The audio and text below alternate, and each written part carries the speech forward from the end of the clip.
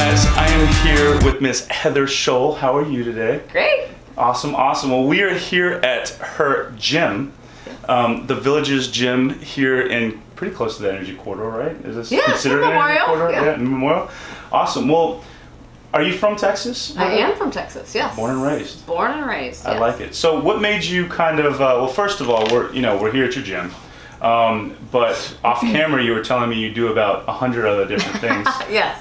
So what made you kind of want to be invested in yourself and kind of start your own business and then start the facets of what you do? Right, the adventures. Yeah. That's a great question. And not been asked that quite that way. Honestly, rebellion is probably the short answer to that. I like that. I knew after I got a job out of college, I was working at a PR firm doing billable hours and pantyhose and cubicle and traffic, and I 6 weeks in said, this is not what I'm doing with my life. I don't know what I'm doing with my life, but it's not going to be this. Making other people a lot of money, right? I didn't feel the freedom to think, and I think one of my skills I've developed over time is that creative thinking, and I couldn't do it in a space where there were so much structure and so many rules. And that was when I was 19, and so I left that. Played college sports and became a personal trainer for fun, what I thought would be a college job.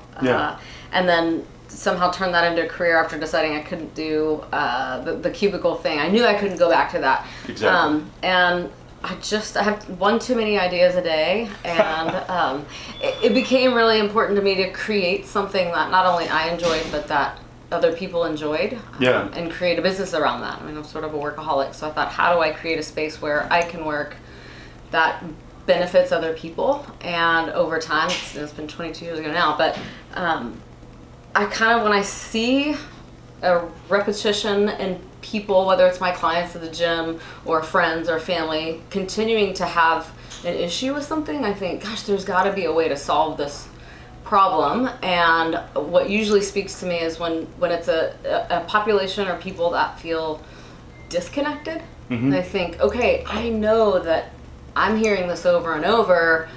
How do I find a place to make you feel connected? And if we can't find it, how do we create it? It's awesome. So that's I started creating things out of that, and then in hindsight thinking, what am I doing? Why am I doing all these things? I'm trying to connect people who feel disconnected to, a community. Essentially. That's awesome. Awesome. And I know that we've got the gym, got your nonprofit. Yes. You also you've got like 3 other things. I know. This is why I have to start talking about the big thing. Yeah, exactly. And the one that I know you really wanted to talk about, and the one that I kind of wanted you to talk about now that I've figured it out, is the stuff that you do for women. Empowering women, and tell us a little bit about that. Sure. Yeah. Throughout all the projects, I've always been a trainer. That gave me the latitude to do the other things and pursue the other ideas that I had. And women are more likely to hire a female trainer. Men are too, but I ended up having a lot more women in my space. And so, as people who have trainers know, you develop an intimate relationship with these people because you see them so often. Of course. And one of the things I always tell people when they first start training is, let's find a way for you to enjoy taking care of yourself, and that it doesn't feel like a chore. And one of the things that I started to see that was easier for me and built a community for them was, let's run a race together. Let's participate in something outside the gym. So it's not, you're not buying my time, and I'm not, sort of devoted just to you, but there are other women who are interested in finding a space that provides a healthy social life. And not an overcommitment to anything else, but just, gosh, we all get so busy. And so I did. I hosted a 5K, and then that group started to Facebook friend each other, and I thought, oh man, this is so great, because they're so supportive of one another after being in a space like that. Because truthfully, any kind of exercise, whether it's what you're wearing, what you're not wearing, makeup, hair, and then just, it's not for athletes per se, it's a very vulnerable place to be. And so once they kind of get in that space at the starting line, everybody's like, okay, I'm really slow, or I've never done this before, there's really a bond that's built in that. And so what would happen is they would start to communicate more and then say, I want to see everybody again. You know, when is the next event? Or how do I find these people? Will you host something? Yeah. And of course I will. So we started to see the opportunity to really have them build an extra part of their life that serves them socially and emotionally around that. So we started having happy hours, and then we tried a boxing class, and then we tried stand-up paddleboard, and it just became a fun thing for everybody to kind of engage in. We do a relay triathlon every summer where everybody's terrified. Yes, exactly. And they're like, I'm not going to do well. Like, you're going to be great, I promise. And of course, my pitch line for that is, oh, do you know how to walk? Oh, you do? Oh, you'll be great. I'll put you on a team. That's awesome. You know, yeah. I think we have all these expectations of who we're supposed to be, particularly for professional women. You know, we're used to being high achievers, and then outside of that, it's not quite comfortable. But the truth is, if you bring them all together, then there's a lot of relatability in the vulnerable space for that. And who cares if you win? I tell everybody, you're not going to be first, you're not going to be last. You'll be in the middle with the rest of us. That's awesome. So anyway, so I started to build things around that, and now after years of it, you know, adding some more of the kind of the intellectual side, you know, like, okay, can we talk about politics in a non-scary way? You know, can we talk about religion in a non-scary way?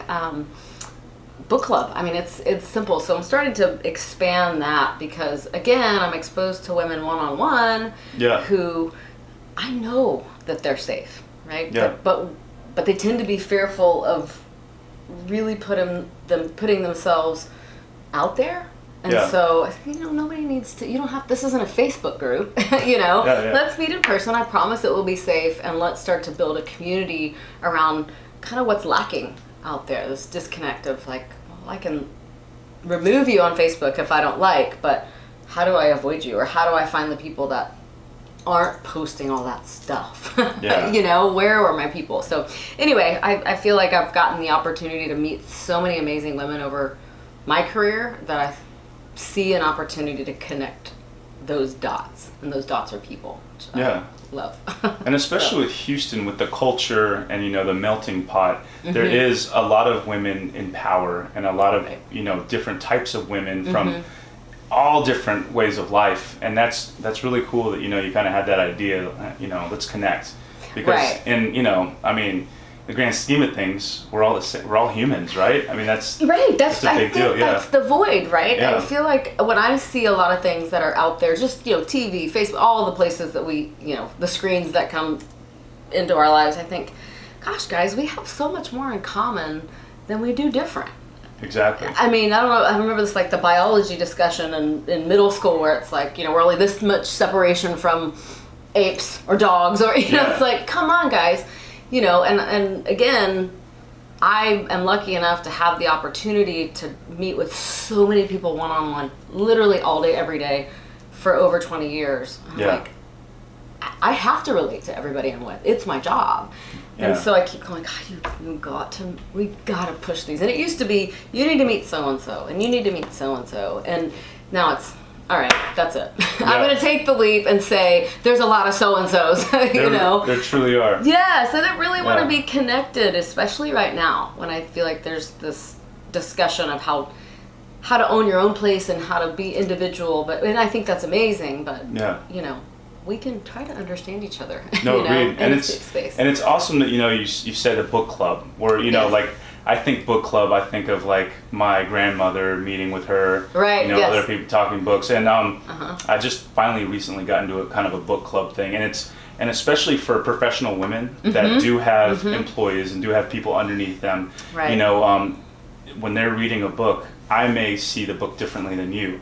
Absolutely. And it's neat to see those other kind of variations of what other people thought about what the author was saying and things like that. And that's amazing for a professional woman, because, you know, they're going to have to know what other people think, or they're going to know about the other cultures. So that's pretty cool, and it's neat to kind of put get that kind of mindset of, it's not your grandmother's book club kind of thing. That's great. That's trademark, great. Yeah, trademark. Exactly. Save that. I'm thinking like my grandmother bridge club or something. But yes, exactly.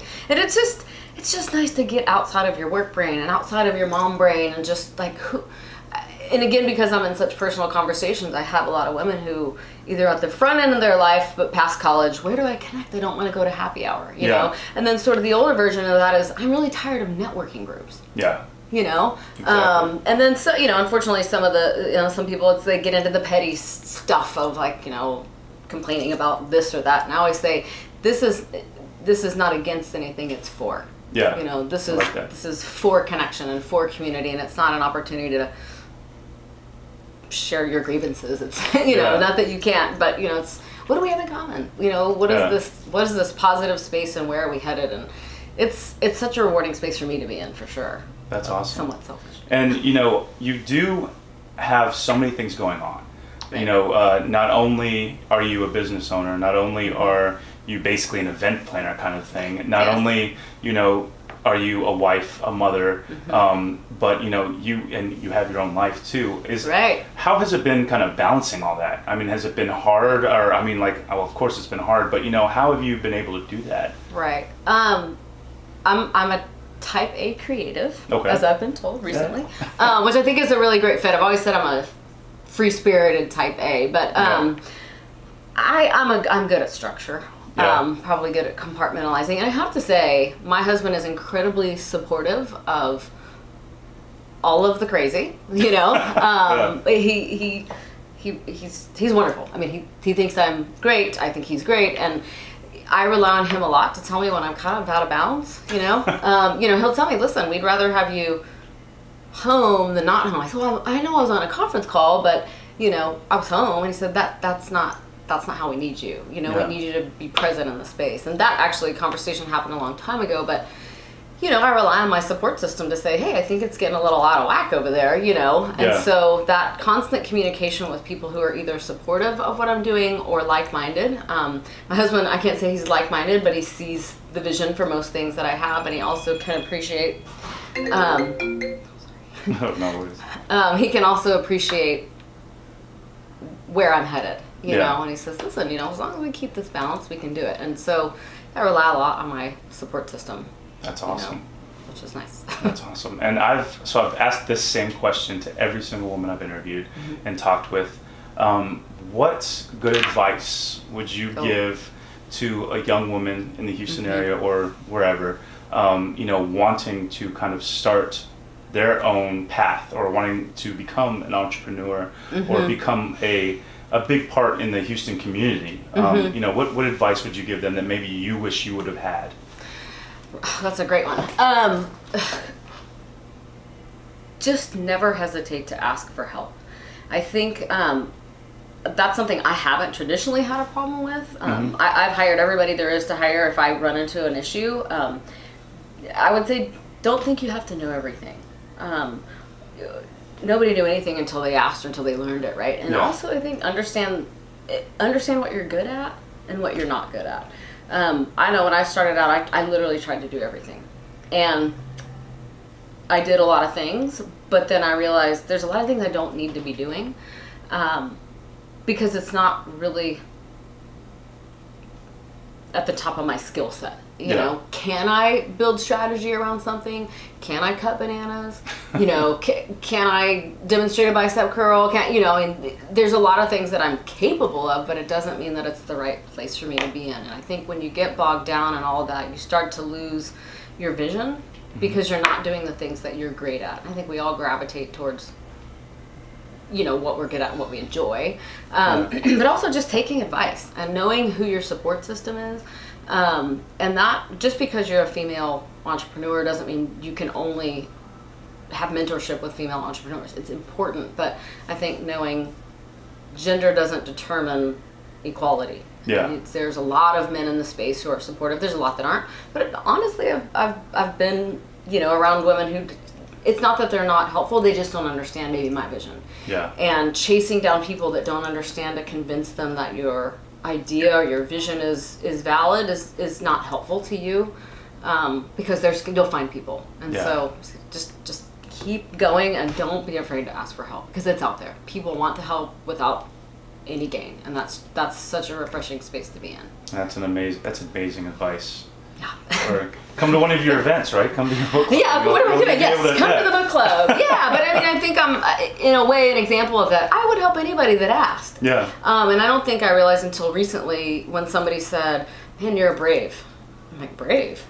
I'm the one asking for advice from everybody. And then, no, I would never ask for advice because I'm afraid that this mentor who I want to impress will think I don't know. Yeah. You know, my mindset is different, right? Like, I would rather have all the best advisors in the room, right, than not know or think somehow I'm supposed to learn that. There's a lot of stuff I don't want to learn. You know, Yeah. I mean, Yeah. I want to know, but I don't want to learn. And so surrounding yourself with the right people for that is really helpful. And yes, I'll help anybody. Come to me in any way I can.